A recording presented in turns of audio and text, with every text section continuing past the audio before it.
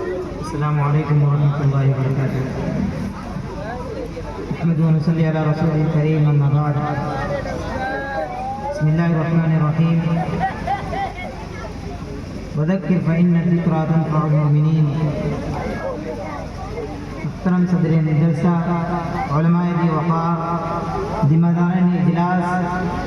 مہمانان گرامی قدر، ملت کے مستقبل کے نوجوانوں، قابل احترام بزرگوں، خواتین اسلام، آج کے اس اجلاس کے موقع پر خطبہ استقبالیہ کی ذمہ داری مجھ ناچیز کے سر پر سونپی گئی ہے، تو اس موقع پر سب سے پہلے ہم شکر گزار ہیں اس اللہ رب العالمین کے، جس کی توفیق اور لطف و کرم سے ہم خدام دین و ملت نے ایک اجلاس کے انعقاد کا اہتمام کیا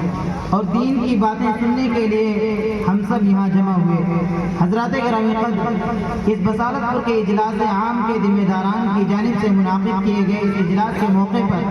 ہم آپ سب کا صمیم قلب سے استقبال کرتے ہوئے اہلاً و سہلاً مرحباً کا گلدستہ پیش کرتے ہوئے بڑی مسرت اور شادمانی محسوس کر رہے ہیں، اور تہہ دل سے ہم آپ کے شکر گزار ہیں کہ آپ نے ہماری اس دعوت پر لبیک کہتے ہوئے بصارت پور گاؤں کے اس میدان میں جمع ہوئے۔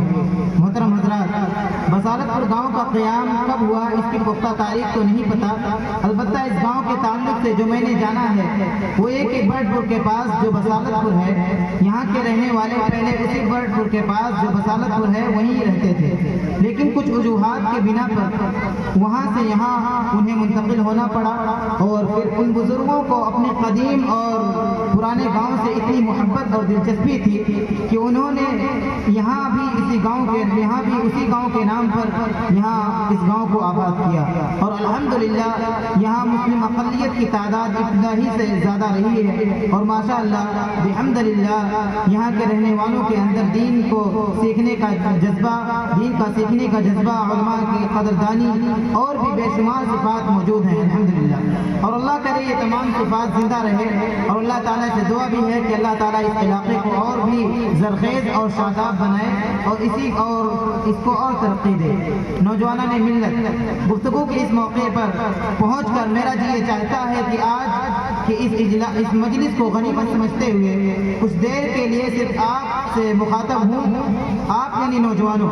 آپ اس دین متین کے حال بھی ہیں اور مستقبل بھی، آپ اس دین متین کے فیوچر بھی ہیں اور پریزنٹ بھی، آپ سے دین اسلام کو بہتر توقعات وابستہ ہیں اور خدشات بھی۔ اگر آپ جادہ مستقیم پر گامزن رہے، اگر آپ صراط مستقیم پر گامزن رہے اور اپنے دشمنوں سے ہمہ وقت چوکنا اور خبردار رہے اور ان کی سازشوں کا مقابلہ کرنے کے لیے تیار رہے، تو آپ اس دین کے پاسبان اور محافظ بنیں گے انشاءاللہ۔ آپ کے زیر سایہ اس دین کا مستقبل محفوظ ہوگا انشاءاللہ، وگرنہ آپ اسے مایوسی اور ناکامیوں کے سمندر میں غرق کر دیں گے۔ کبھی فرصت ملے، کبھی موقع ملے تو علامہ اقبال کے اس اشعار کا مطالعہ کریں جس میں انہوں نے صرف آپ کو مخاطب کرتے ہوئے اپنے درد دل کو بیان کیا ہے، آپ کو یہ کہہ کر آپ کی عظمت و رفعت کو یاد دلایا ہے۔ علامہ اقبال کہتے ہیں، کبھی اے نوجوان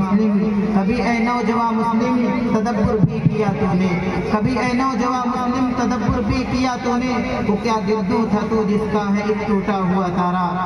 محترم صدر جلسہ، نوجوانان ملت، آپ اس ملت کا ایک بے شبہ اور بنا قدر سرمایہ ہیں، آپ اپنے آپ کو مضبوط بنائیں۔ حضرات، آج ہم نوجوانوں کو ان کے بھولے ہوئے سبق کو یاد دلانا چاہتے ہیں اور انہیں اپنی ذمہ داری کی یاد دہانی کرانا چاہتے ہیں، تاکہ اس امت کا نوجوان اپنے فرائض کی انجام دہی میں کوشاں رہے، اپنے فرائض کی انجام دہی میں کوشاں رہے، ورنہ دشمنان اسلام کا ہمیشہ سے یہ ہدف رہا ہے اور رہتا ہے کہ اس امت کے نوجوانوں کو گہری نیند میں سلا دیا جائے، تاکہ یہ امت کے نوجوان اپنا بھولا ہوا سبق یاد نہ کر سکیں اور نہ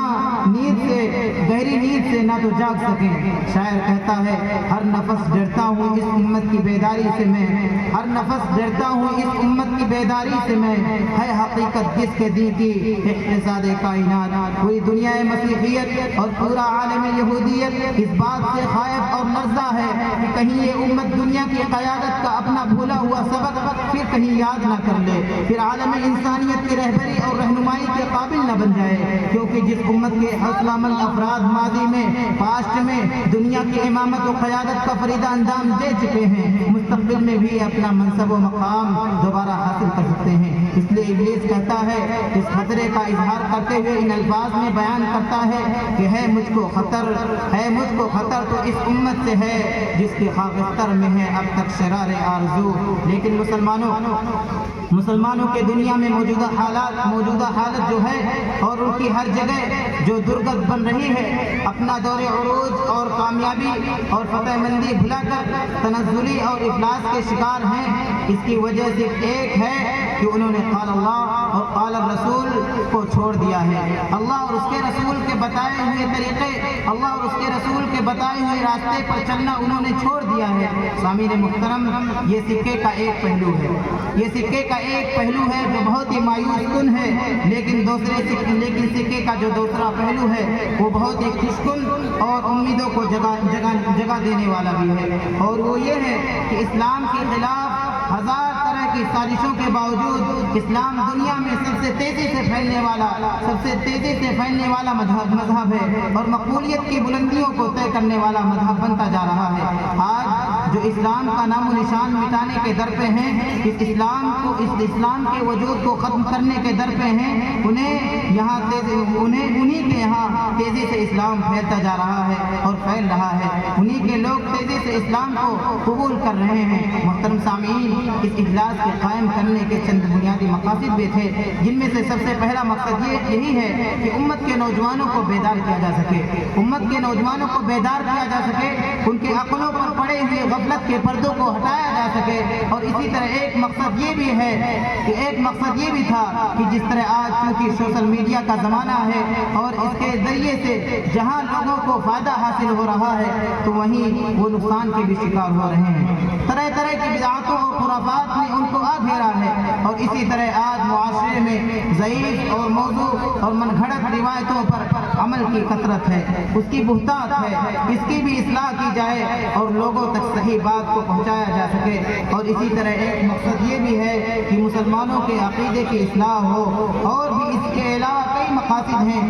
جیسے کہ مسلمانوں کے اندر باہمی اتحاد پیدا کرنا وغیرہ۔ حضرات گرامی قدر، ہمدردان ملت، یہ چند باتیں تھیں جو میں نے آپ کے سامنے پیش کیا خطبہ استقبالیہ کے طرز پر، اور آپ نے بغور سماعت کیا۔